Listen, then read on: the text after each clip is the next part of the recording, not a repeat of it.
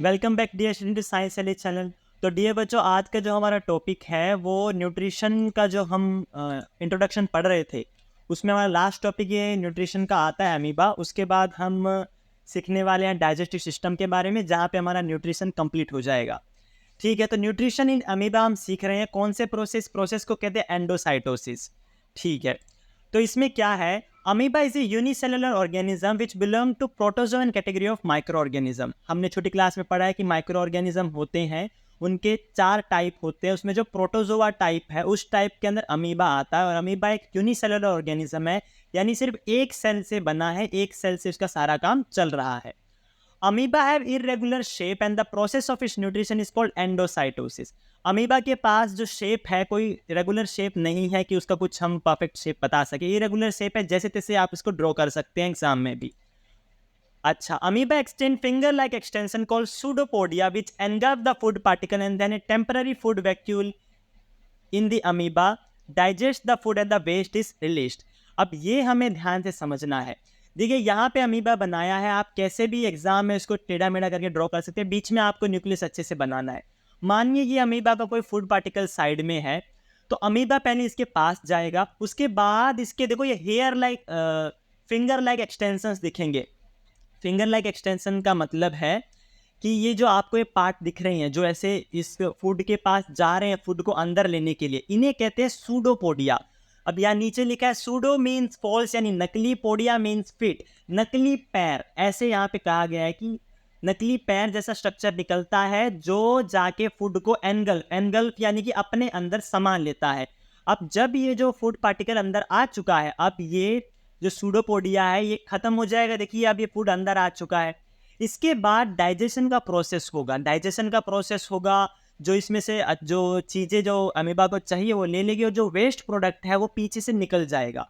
ठीक है, अब जो फूड ले रहा है इसे कहते हैं एंडोसाइटोसिस। जब फूड ये छोड़ेगा उसे कहेंगे एक्सोसाइटोसिस। बट हमें सिर्फ इतना ध्यान में रखना है कि न्यूट्रिशन अमीबा किससे? एंडोसाइटोसिस प्रोसेस से है। ये पूरा इसमें होता है।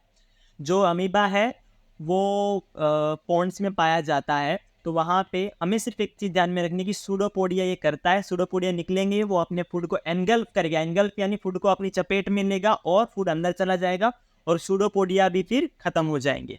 ठीक है, ये पूरा प्रोसेस है अमीबा के न्यूट्रिशन का। अब एक लास्ट न्यूट्रिशन का टाइप बचा है, वो है पैरासिटिक न्यूट्रिशन। पैरासिटिक न्यूट्रिशन क्या है? Nutrition in which an organism attack A host and live with it taking its food and nutrition without killing the host. अब ये क्या है? जो बेल होती है वो किसी दूसरे प्लांट के ऊपर उगती है। जिस प्लांट पे वो अटैक करते हैं उसे कहते हैं होस्ट, यानी कि वो उस प्लांट का खाना पीना खाएंगे, खुद का खाना पीना नहीं बनाएंगे। उसे कहते हैं पैरासाइट। ऐसे जो ऑर्गेनिज्म होते हैं जो दूसरों का खाना खाते हैं, दूसरों पे चिपक के रहते हैं, दूसरों के ऊपर भरोसे पे रहते हैं, उन्हें कहते हैं पैरासाइट, और उनके न्यूट्रिशन को कहते हैं पैरासिटिक न्यूट्रिशन। अच्छा, जिनके ऊपर वो निर्भर रहते हैं, जिनका वो खाना चुराते हैं, उन्हें कहते हैं होस्ट।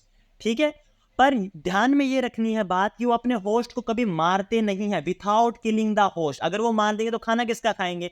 वो सिर्फ उनका खाना चोरी करते हैं और उन पे निर्भर रहते हैं। एग्जाम्पल है कसकटा अमरबेल। यहाँ पे ड्राइंग बना जो फोटो है वो दिख रही होगी आपको। ऐसे ऐसे आपको स्ट्रक्चर, आप घर से बाहर निकलेंगे तो आपको बहुत सारे पेड़ों पे दिख जाएंगे। तो ये जो स्ट्रक्चर है वो टीक, लाइस, टेपवॉर्म, लीच। लीच जो पॉन्ड में होते हैं, लीच जो खून चूसते हैं अगर किसी प्राणी के ऊपर चढ़ जाए। टीक और लाइस जो जुएं होती हैं वो, और जो ये टेपवॉर्म है ये बड़ा ही भयंकर जो है क्रिएचर है। कैसे? ये टेपवॉर्म इंसानों के अंदर हो सकता है, कोई एनिमल के अंदर हो सकता है। ये आपका खून चूसेंगे, आपका सारा न्यूट्रिएंट लेंगे। ये टेपवॉर्म इतने लंबे हो सकते हैं और ये बहुत ही ज़्यादा भयानक हैं। कैसे कि अगर ये टेपवॉर्म अगर आपकी बॉडी में है तो आप बहुत ज़्यादा डिजी फील करोगे, आपको बहुत ज़्यादा मतलब पतले होगे, क्योंकि सारे न्यूट्रिशन तो ये ले जा रहे हैं। तो इनसे जो है ये जो क्रिएचर यहाँ पे लिखे हैं सब पैरासिटिक न्यूट्रिशन के हैं, जो खुद का खाना न बना के दूसरों पे निर्भर रहते हैं बिना उनको मारे। उनके खाना चोरी करना, उनका न्यूट्रिशन चोरी करना। तो ये पैरासिटिक न्यूट्रिशन था। यहाँ पे हमने अमीबा का न्यूट्रिशन सीखा और पैरासिटिक न्यूट्रिशन सीखा। अगला जो हमारा टॉपिक है वो है ह्यूमन एलिमेंट्री कैनाल, यानी कि ह्यूमन डाइजेस्टिव सिस्टम। उसे हम अच्छे से करेंगे।